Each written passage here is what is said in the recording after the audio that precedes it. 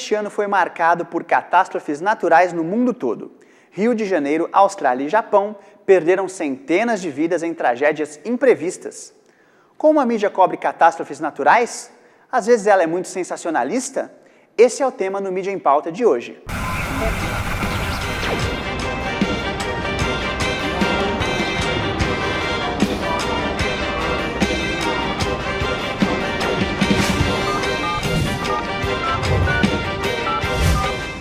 Para falar sobre o assunto, o Mídia em Pauta convidou o professor Edésio Teixeira, geólogo e professor aposentado da Universidade Federal de Minas Gerais, e Renato Rios Neto, repórter da Rádio Itatiaia. Muito obrigado aos dois pela presença. Que isso. Professor, a gente queria começar com um viés mais conceitual, né? A gente vai falar de catástrofes naturais, afinal de contas, o que é, por definição, essas catástrofes e desastres naturais? São manifestações da dinâmica da Terra. Na realidade, são fenômenos que podem acontecer abruptamente, como a erupção de um vulcão ou um terremoto e, por exemplo, esses fenômenos atmosféricos, né? Essas catástrofes climáticas aí que aconteceram no Rio de Janeiro, no sul de Minas, e que anda até acontecendo aqui por perto. Então, elas são expressão, vamos assim dizer, cada uma delas a seu feitio, da dinâmica da Terra. Essas manifestações, as abruptas e também os processos mais lentos, elas fazem parte do fato de a Terra estar viva, o que deve ser comemorado por nós. E tem uma diferença entre catástrofe e desastre? Na realidade, existem numerosas conceituações. Elas não são muito diferentes umas das outras. As diferenças que existem, normalmente, a catástrofe natural normalmente está associada à perda de vidas humanas, a grandes perdas materiais, né? E, por exemplo, eventos geológicos. Um evento geológico pode acontecer, por exemplo, lá na Antártica, e aí não afeta ninguém, não afeta a propriedade de ninguém, não mata ninguém, não fere. Então, nesse caso, é um evento geológico que não teve consequência catastrófica, né? E você vai ver muitos sinônimos imperfeitos, né? Você pode ter, por exemplo, a queda de um asteroide, né? A queda de um asteroide no alto de uma montanha, ela pode ter um efeito limitado se ele não for muito grande. Agora, se ele cair no mar, ele pode provocar um tsunami maior do que esse que aconteceu no Japão, por exemplo. E você, Renato, você como repórter da Itatiaia, vocês levam em conta esses conceitos todos na cobertura dessas catástrofes? Como é que vocês trabalham com isso? A gente tenta levar em conta esses conceitos, né? Mas acaba que, como a gente fala para um público muito grande, a gente às vezes tem que tentar traduzir isso que o professor Edésio explicou muito bem para a população de uma maneira geral. O que a gente tenta fazer, não sei se sempre a gente consegue, é ter uma visão mais crítica sobre os desastres naturais, mas não em relação à questão natural dos fenômenos da Terra, e sim em relação às políticas públicas que poderiam prevenir ou não esses desastres, essas tragédias de acontecer. O professor falou ali em mortes. Como é que vocês trabalham com isso? Tem mais tendência a ser coberto o evento que teve mais mortes, ou isso não interfere muito? Não, isso acaba interferindo sim. Seria hipocrisia minha falar que não, né? Porque quanto mais mortes tiverem em um desastre natural, mais atenção chama do público e da sociedade, porque são vidas que se perderam ali, não tem como a gente ignorar isso. Então, às vezes, tem um deslizamento de terra onde não há vítimas, ele não vai ter a mesma cobertura de um deslizamento onde 10 pessoas morreram, onde 100 pessoas morreram, né? Seria hipocrisia eu falar que não é assim. E a gente tenta pesquisar, descobrir o porquê dessas mortes. Será que essas pessoas deveriam estar morando ali? Será que tinham autorização? Será que a prefeitura, né, do município sabia dessa situação, desse risco, da probabilidade desse risco? Então, acho que o grande segredo é tentar chegar, né, no X dessas questões. Não sei se sempre a imprensa consegue, ou se, às vezes, a gente se perde nos dramas humanos, porque também nós temos que mostrar, porque não dá para ser frio e calculista, falar, as pessoas morreram, estavam morando ali, sabiam do risco. Não, a gente tem que mostrar também que há um drama humano ali, as pessoas talvez morassem ali porque não tinham outra opção, e são vidas que se perdem, a gente também não pode tratar com frieza demais. Professor, justamente nessa parte do papel do poder público, como é que o governo trata no Brasil essas questões? Eu acho que trata muito mal. Na realidade, existem variações muito entre as cidades. A cidade de Belo Horizonte, nos últimos, talvez, 20 e tantos anos, ela desenvolveu um trabalho de controle do risco geológico que não alcançou o nível ideal. E eu, inclusive, insisto, e já insisti algumas vezes com ex-alunos meus que trabalham lá, que trabalharam, no sentido de dizer que havia muito por fazer ainda, e eles concordam plenamente comigo desse ponto de vista. Agora, na minha opinião, o governo central, o governo da União, ela é extremamente descuidada nisso, acho que está muito mal, e me surpreendeu sobremaneira o Japão. O Japão teve um cuidado extraordinário na organização daqueles socorros imediatos, aquelas filas com aquela ordem toda, aquilo me impressionou muito bem de início, mas depois eu verifiquei que, na realidade, eles ocuparam costas baixas de uma maneira muito pouco científica. E eu vou lhe dizer por quê.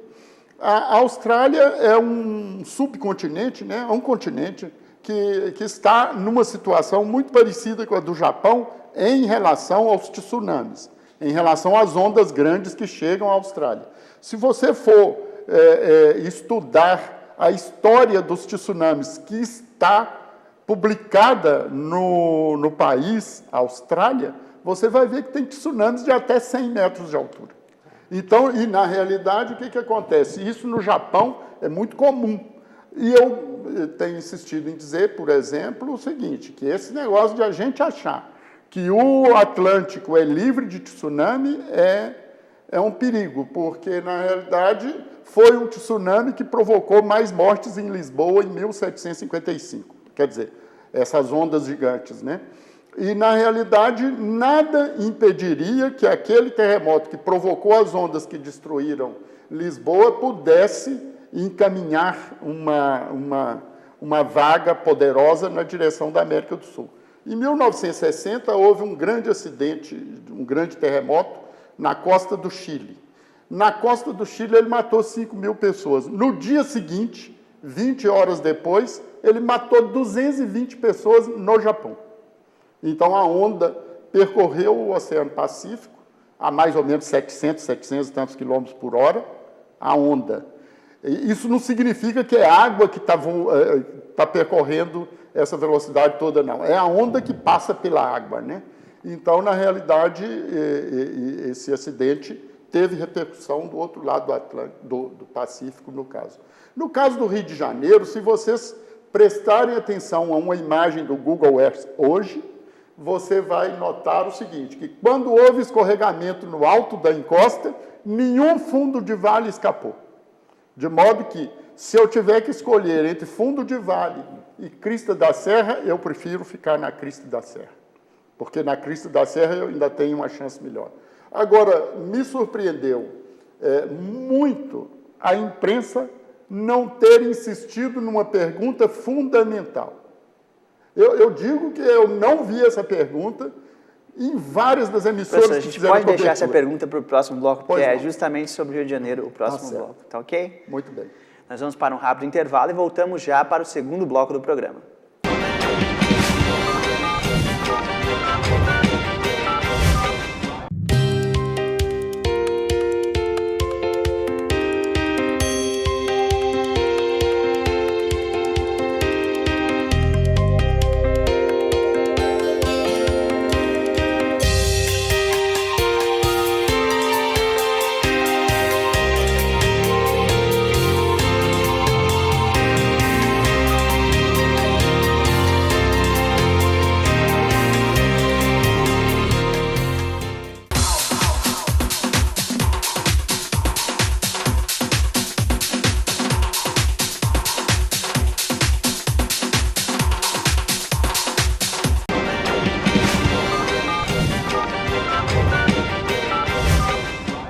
estamos de volta para o segundo bloco do Mídia em Pauta, que hoje discute a cobertura das catástrofes naturais pela mídia, com o professor Edésio Teixeira e o Renato Rios Neto, da Rádio Itatiaia.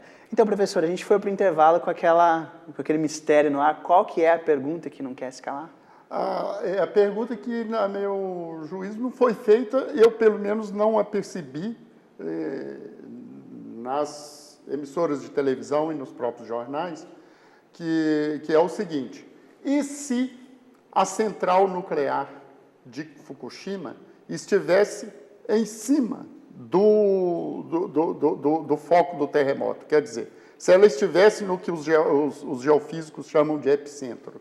Se ela estivesse no epicentro, a intensidade local seria talvez umas 20 vezes, até 100 vezes maior do que a que atingiu as usinas. Então, essa pergunta ela é fundamental, por quê? Porque todos os países vão fazer a revisão dos seus protocolos de controle da segurança. Então, na realidade, é o seguinte: se isso passa assim, despercebido, quer dizer, na realidade, o que estragou Fukushima foi só o maremoto, quer dizer, só o tsunami, ou a vibração sísmica também já provocou algum dano? A gente não sabe, não é? Então, se Fukushima estivesse em cima do foco do terremoto, vale dizer, no que eles chamam de epicentro, a intensidade teria sido umas 80 vezes maior, 100 vezes maior. Agora, então, perguntaram isso? E agora esse caso das usinas do Japão, eu acho que mostra outra dificuldade de jornalismo em caso de tragédias e assuntos complexos, né? Porque são assuntos complexos, a questão atômica, tragédias naturais, porque até hoje eu acho que ninguém sabe realmente a gravidade desse acidente. Cada dia o governo japonês fala uma coisa, fala, não devemos nos preocupar, só 20 quilômetros de distância, aí aumenta para 40, no outro dia aumenta para 60, e a imprensa não consegue chegar, pelo menos, no caso, eu não estou cobrindo esse caso, mas como leitor, como telespectador, eu ainda não consegui entender a gravidade desse acidente até hoje, qual a real dimensão, porque às vezes falam assim, não, a água está 10 mil vezes mais contaminada que o normal, aí no outro dia pula para 40 mil vezes. E fica faltando, né, professor? Ele tem razão, porque na realidade é o seguinte, a gente não tem os parâmetros. Quando você diz que a radiação está 10 mil vezes maior do que a radiação normal, a gente precisa de saber qual é que é exatamente, qual é que é a radiação permitida. Não é? E aí, então, você tem que fazer comparação com a radiação permitida. Eu acho o seguinte, é que na realidade, quem está acompanhando tecnicamente, e eu não acompanho tecnicamente isso, eu só acompanho tecnicamente a parte que diz respeito aos aspectos geológicos mais gerais. Agora, eu não tenho condição de acompanhar a questão nuclear, porque eu não sou engenheiro nuclear, não sou físico nuclear, mas, de qualquer maneira, a meu juízo, faltou uma contribuição da geologia. Isso a mídia não tem cobrado muito no caso do Japão, sendo que os geólogos têm o histórico dos tsunamis, principalmente depois daquele de 2004. Então, muitas pesquisas na Austrália, no próprio Japão, elas já levantaram a ocorrência de tsunamis gigantescos, não é? Nós temos que nos lembrar também do seguinte, estava nos albores da história europeia, mas a destruição da civilização minoica no Mediterrâneo, lá na ilha de Thera e Santorini, aquilo ali foi uma explosão vulcânica que provocou um tsunami gigantesco. Então, veja bem, o mar Mediterrâneo é um apêndice do Atlântico. Então, eu insisto muito com o Atlântico, porque o Atlântico está muito caladinho, está muito quietinho, mas, na realidade, ele não tem, é claro, a frequência do Oceano Índico, nem do Oceano Pacífico, principalmente, mas, na realidade, é o acidente inesperado que pode colher muita gente de surpresa. Agora, quando ele estava falando sobre essa questão do número de mortes, isso é perfeitamente compreensível. Mas eu gostaria de chamar a atenção que, quando houve o acidente de Vila Barradinha, aqui em Contagem, morreram naquele local 36 pessoas. Foi. A alguns quilômetros dali morreram 2 operários escavando uma vala. Operários escavando vala ou escavando pé de barranco. Na região metropolitana de Belo Horizonte, de lá para cá, já morreram mais de 100. Isso é verdade. Então, na realidade, eu acho que isso a mídia precisava de tratar isso de alguma forma. É claro que aquelas mortes que são assim, 2 a 2, 1 a 1, elas realmente não chamam muito atenção, e eu acho que essa é uma questão que talvez a mídia merecesse um julgamento mais Você concorda, Renato, que aprofundado. às vezes que ele falou que faltou essa aproximação dos geólogos, já tem estudos. Você acha que às vezes falta a mídia aproximar mais os pesquisadores, que já estão... Acho que sim, acho que há um grande, vamos dizer assim, abismo entre a academia e a imprensa, e não deveria ser assim, mas infelizmente esse abismo existe e não deveria existir Por que porque... que ele existe? Eu não sei, talvez seja um pouco de falha dos dois lados, né? Talvez não haja uma assessoria de imprensa que saiba passar essas informações para os jornalistas talvez também tenham preguiça de correr atrás. Então, acho que é um pouco do erro de dois lados, assim. Quando eu estava na universidade, por exemplo, eu tinha menos acesso à mídia do que depois que eu saí da universidade. É claro que a gente teve um desenvolvimento da própria experiência pessoal e tudo mais, né? Então, evidentemente, às vezes eu sou procurado quando você poderia, eventualmente, procurar o Departamento de Geologia da UFMG, o Departamento de Geologia da UFOP, e o EDESO fica muito alegre, muito satisfeito de ser procurado quando é. Mas, na realidade, talvez a academia seja assim um pouquinho fechada em copas, né? Mas ela tem uma contribuição muito grande a dar. Professor, essa questão mais técnica que a gente falou dos tsunamis, dos terremotos, em que medida que fenômenos como esse eles podem ser previstos ou não? No caso do tsunami, o vulcão, a explosão vulcânica, ela costuma dar avisos, assim, com alguns meses de antecedência. Mas eu não digo que dá sempre, mas ela costuma dar avisos. O Havaí, por exemplo, tem um sistema muito pormenorizado de avisos, vamos assim dizer, eletrônicos, em relação à possibilidade da ocorrência de uma explosão vulcânica. Agora, o terremoto que acontece a dezenas e, eventualmente, até próximo de centenas de quilômetros de profundidade, nós não temos nenhum recurso. Mas eu vou lhe dizer uma coisa curiosíssima, é que a tectônica de placas, que hoje explica a posição em que ocorrem os terremotos e os vulcões, ela estava, para alguns geólogos avançados, ela estava, de certo modo, compreendida lá para 1920, mas ela só foi aceita depois de 1960, mais ou menos. Então, na realidade, o que acontece? A geologia ficou atrasada por cerca de 50 ou 60 anos, porque não houve um reconhecimento mais amplo naquela ocasião. Muito obrigado, professor. Nós vamos para mais um rápido intervalo e voltamos já para o último bloco do programa, na verdade.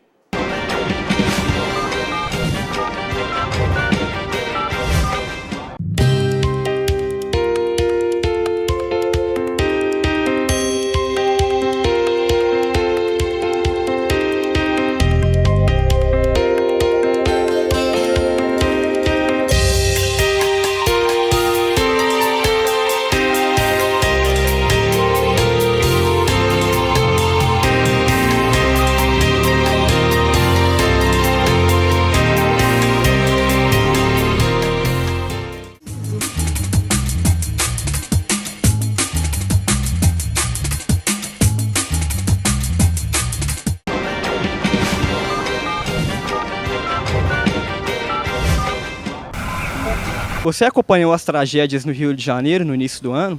Sim, Por quais veículos de comunicação? mais pela internet, mas um pouquinho pela televisão também. E o que você achou da abordagem feita por eles? Então, eu acho que os meios de comunicação em geral colocam um peso mais na tragédia natural do que com a má preparação, né? A falta de investimento na estrutura das cidades, que faz com que essas coisas, essas tragédias aconteçam, né? Eu acho que foi uma abordagem, como sempre é feita, no sentido de mostrar a tragédia mesmo, as pessoas chorando e tal. Acho que faltou um pouco de abordar quais os motivos da tragédia, por que isso acontece todo ano, né? Assim, um negócio mais de fundo. Acho que elas conseguiram passar muito da realidade, do que foi, do que aconteceu e do que é, e de como essas pessoas vivem e que ainda tem muita gente em risco. Então, Renato, a gente viu ali as pessoas falando que fica muito nessa coisa das pessoas chorando e tudo. Você até já falou um pouco, né, que não tem como não mostrar o drama humano, já que o drama humano está lá e a maioria das pessoas estão mais propensas a falar da dor que elas tiveram, das pessoas que elas perderam e tudo. Mas como é que você vê essa questão? Você acha que realmente elas estão com razão, essas pessoas que falaram? Eu acho que em parte sim, não pode ficar só no drama humano, mas eu acho que também não pode ignorar.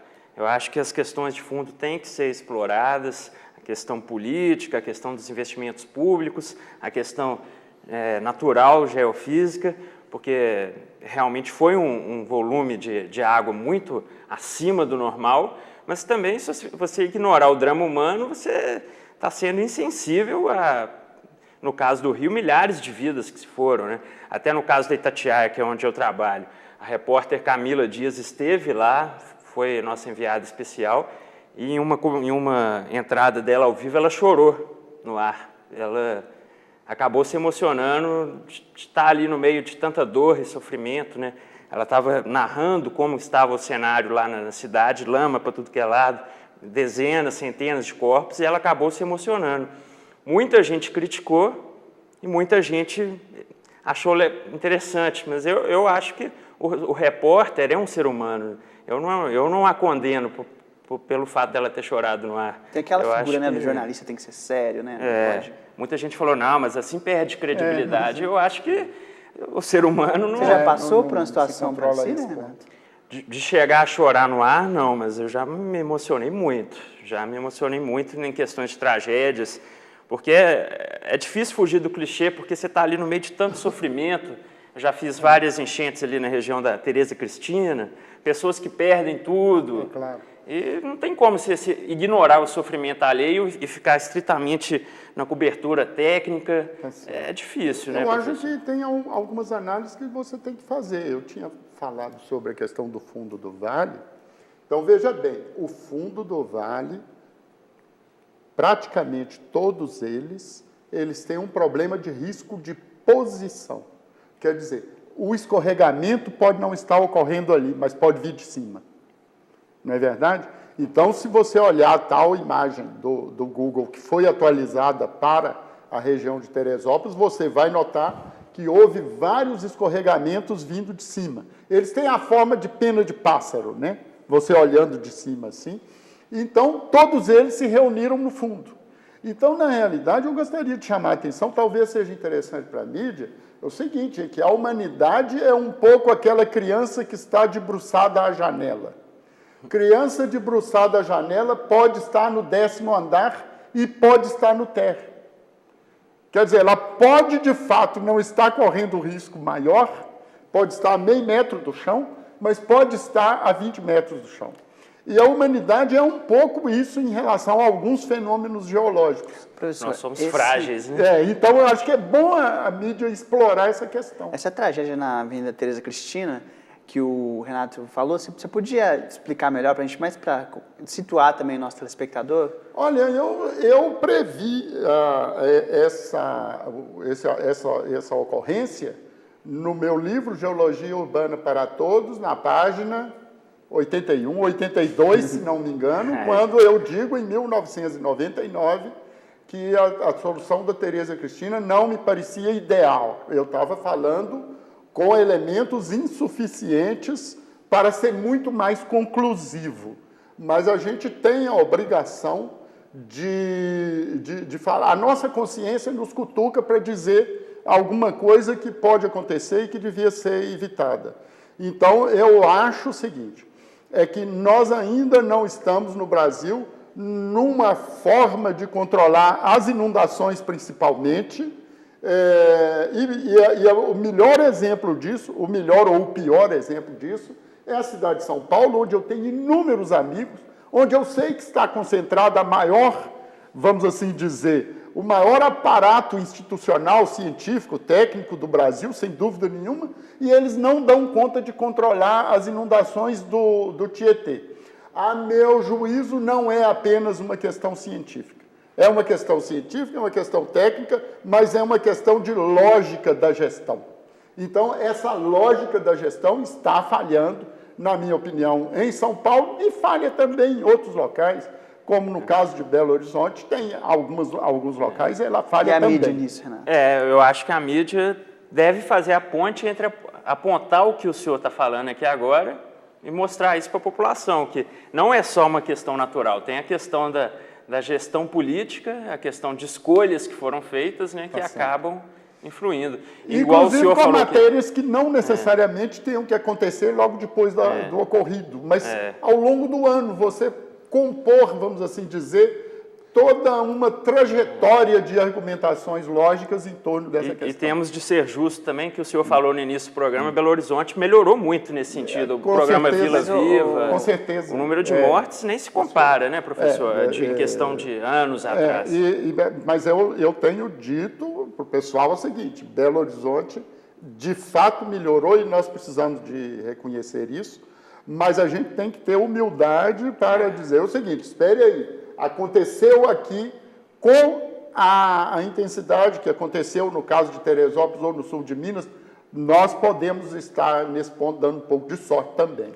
Mas eu reconheço isso. Mas, Renato, é isso que o professor falou do trabalho mais minucioso, que demanda mais tempo, isso não vai contra a lógica temporal do jornalismo, que tem que ser aquela coisa do dia a dia? É verdade. Deadline? Isso aí exige um pouco de consciência também por parte dos jornalistas e das direções das emissoras, que certos assuntos exigem um tempo maior de aprofundamento, de pesquisa, do repórter.